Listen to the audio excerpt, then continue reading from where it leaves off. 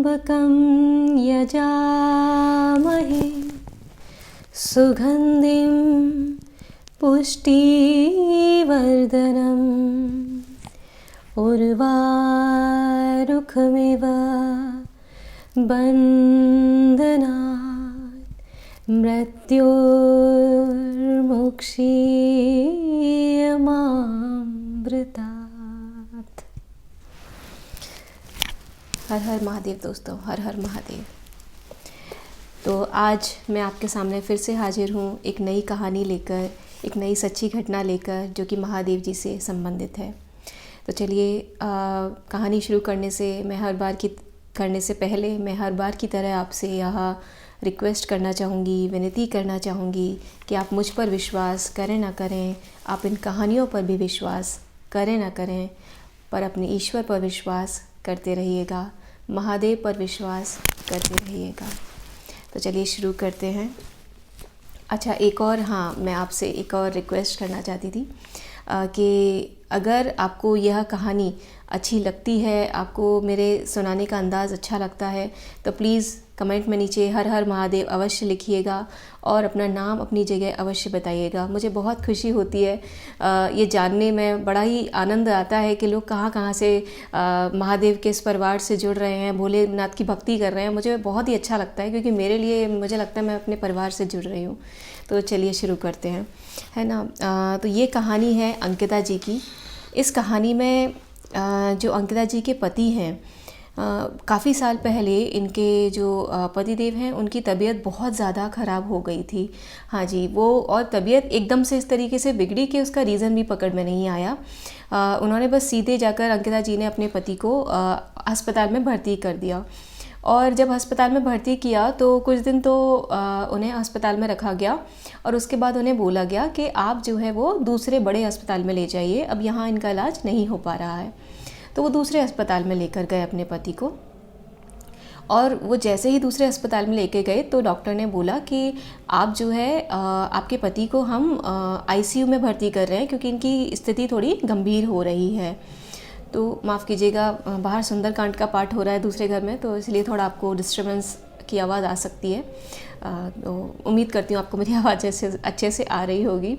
वैसे भी महादेव की भक्ति के लिए मुझे नहीं लगता कि हमें किसी भी उसकी ज़रूरत है। इतना तो हम, जब हमारा मन महादेव में होता है तो और किसी चीज़ में नहीं हम इतना ध्यान देते हैं। पर फिर भी मैं आपसे माफ़ी मांगती हूँ अगर आपको डिस्टर्बेंस हो रहा हो। तो चलिए शुरू करते हैं दोबारा से। तो उन्होंने जैसे ही दूसरे अस्पताल में उन्हें आईसीयू में भर्ती कर दिया गया, तो वहाँ से अंकिता जी को जो है वो काफ़ी ज़्यादा, कह सकते हो कि इस चीज़ का काफ़ी ज़्यादा डर लगने लगा कि अब उनके पति का क्या होगा, अब मेरे जीवन का क्या होगा। अब भारतीय समाज में जानते हैं, भारतीय समाज में महिलाओं के लिए जो पति का एक स्थान होता है वो काफ़ी ऊंचा ही नहीं होता है, वो काफ़ी सम्माननीय होने के साथ साथ एक जीवन साथी, कह सकते हैं ना कि एक पार्टनर के रूप में आप कह सकते हैं कि सारा जीवन जिनके साथ बिताया जाए उनकी तरह वो उनको देखती हैं।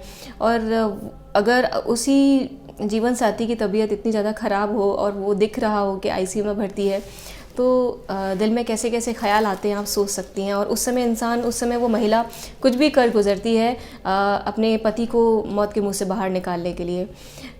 तो ये बस इतना ही ख्याल उनके माइंड में आ रहा था कि अब मेरा क्या होगा, मेरे परिवार का क्या होगा, बच्चों का क्या होगा, जो आमतौर पर ख्याल आते हैं और लाजमी है आना।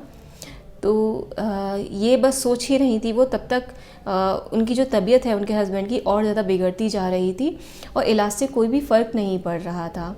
और इसके साथ अभी तक तो सिर्फ उनके पति की किडनी, लिवर डैमेज था और लंग्स में पूरी तरीके से पानी भी भर गया था, मतलब तीनों ही ऑर्गन ख़राब हो चुके थे ऑलमोस्ट। और इसके साथ साथ अब उनका डायलिसिस भी शुरू हो गया था। डायलिसिस एक प्रोसेस होती है जिसमें हर दिन आपका जो है बॉडी फ्लूइड चेंज किया जाता है। तो पहले तो वो हफ्ते में एक बार हुआ करती थी, बट अब वो हर दिन होने लगी थी और दिन में भी कई बार डॉक्टर उसे करने लगे थे। तो तबीयत बिगड़ती जा रही थी।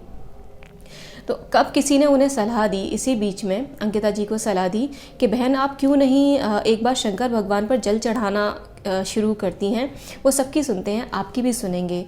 तो मैंने आपको अभी बताया कि महिलाओं के लिए, महिलाओं ही नहीं, मैं तो इनफैक्ट मानती हूँ कि किसी के लिए भी अपने जीवन साथी को खो देने का ख्याल माइंड में आना भी ये बहुत भयावह होता है, मतलब बहुत ही डराने वाला होता है। तो और स्पेशली महिलाओं के केस में तो बहुत ही ज़्यादा उन्हें लगता है कि परिवार का क्या होगा, बच्चों का क्या होगा, मेरा क्या होगा। तो ये बहुत ही दर्दनाक ख्याल होता है। तो वो उस समय कुछ भी कर गुजरती हैं अपने पति को बचाने के लिए। तो उन्होंने सोचा कि ठीक है, अगर इससे काम बना और महादेव ने मेरी सुनी तो मैं यही करती हूँ कि मैं महादेव से ही मांग के देखती हूँ। सबकी सुनते हैं, मेरी भी सुन लेंगे एक बार, क्या पता सुन लें, तो भोले भंडारी हैं। तो उन्होंने रोज़ महादेव पर जल चढ़ाना प्रारंभ किया। उसके साथ ही वो क्या करती थी कि जैसे ही वो जब शिवलिंग पर वापस जल चढ़ाकर आती थी तो वहाँ से कुछ पानी, जो शिवलिंग पर चढ़ा हुआ जल है, वो वापस ले आती थी। बट अस्पताल में उन्हें वो पानी ले जाना भी अलाउड नहीं है, क्योंकि अस्पताल में इस चीज़ का रेस्ट्रिक्शन होता है कि क्या चीज़ आप अंदर ले जा सकते हैं, क्या चीज़ आप अंदर नहीं ले जा सकते हैं। तो वो उस जल को अपने पति को पिला तो नहीं पाती थी, पर वो क्या करती थी कि वो एक अपना रुमाल गीला कर लेती थी और उस गीले रुमाल को ही अपने पति के शरीर पर लगा देती थी, जो चढ़ा हुआ जल था।